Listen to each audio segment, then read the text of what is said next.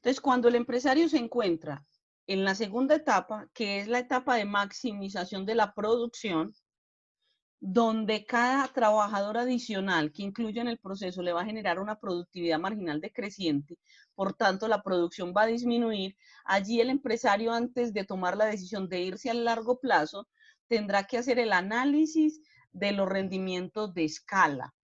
Los rendimientos de escala son 3.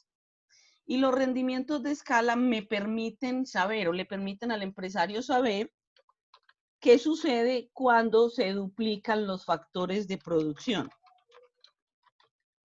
¿Y por qué cuando se duplican? Justamente para saber cómo reaccionaría la producción, dado que vengo de un corto plazo donde solo cambia el trabajo y el capital es constante, cómo reaccionaría la producción total cuando no solamente voy a variar el trabajo, sino también el capital. Entonces, los rendimientos de escala, según Pindyck, miren que acá tenemos el texto, miren lo que dice el texto. Acá en la partecita amarilla dice, los rendimientos de escala es la tasa, o sea, el cambio, la variación a la que aumenta la producción, porque uno está esperando que si aumentan los factores, obviamente la producción resultante tendrá que aumentar. Entonces, los rendimientos de escala es la tasa a la que aumenta la producción cuando se incrementan los factores de producción, en este caso capital y trabajo, de manera proporcional. ¿Qué es lo que invita el autor del texto? Él invita a duplicar los factores, a duplicar los factores. Entonces, ¿cuántos tipos de rendimientos de escala? Rendimientos de escala tenemos 3. ¿Cuáles? Los constantes,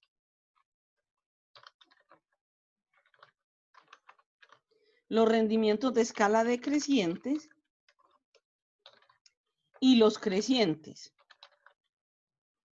Y los crecientes. Entonces, si los rendimientos de escala son básicamente tasa a la que aumenta la producción cuando se incrementan los factores,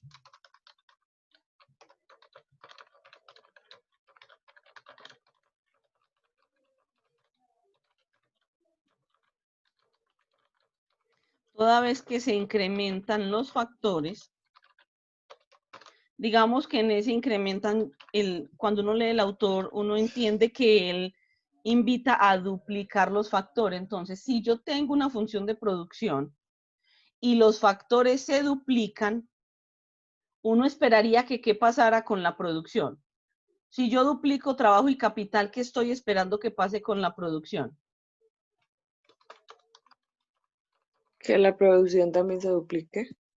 Que la producción también se duplique. Entonces, ¿cuándo hay rendimientos de escala constantes? Cuando al duplicar los factores de producción, la producción resultante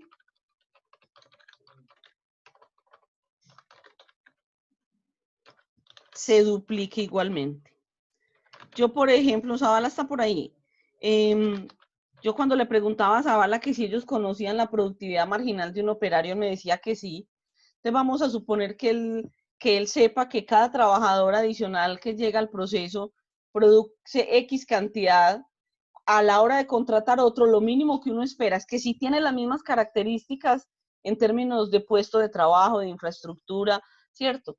Para generar producción, lo mínimo que debe hacer el otro trabajador es producir lo mismo que el que ya está. Es lo mínimo que debe hacer. En este caso, si yo tengo una producción X y duplicamos el trabajo y el capital, pues uno espera como mínimo 2X, ¿cierto que sí? Sí, claro.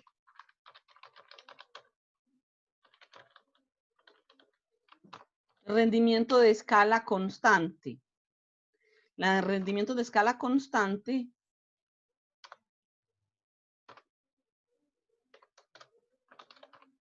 cuando al duplicar los factores de producción, que los factores de producción son K,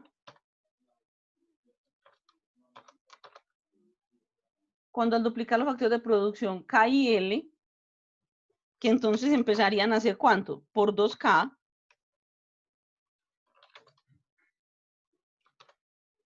por 2 veces K y 2 veces L, Entonces, la producción resultante, que nosotros llamamos todo el tiempo Q, se duplica igualmente. Entonces, estamos esperando 2Q. ¿Cierto que sí? Estamos esperando 2Q. Ok, vamos a hacer una cosa acá. Voy a terminar esto y ahorita nos cambiamos de sala para que pueda entrar Potes. En el decreciente, ¿qué haríamos? ¿Quién me ayuda?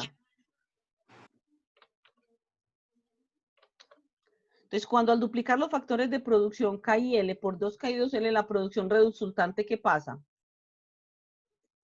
También debe aumentar mucho más que la creciente. Pues Entonces, se duplica, sí señora, se duplica mucho más. Como diría el autor dice que crece con creces.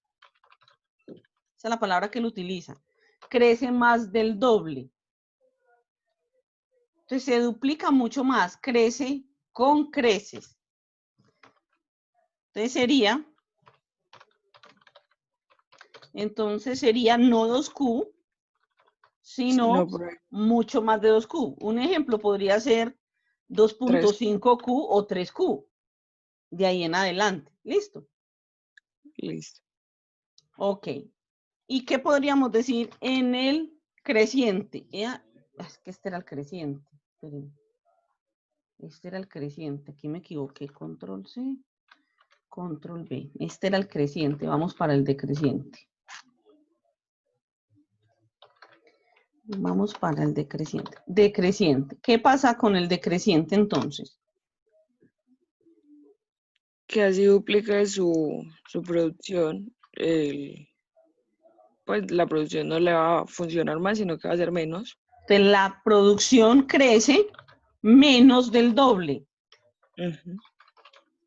Sería igual una Q. O 1.5Q. Porque crece, pero no alcanza el doble. Porque poner 1 sería decir que no creció nada.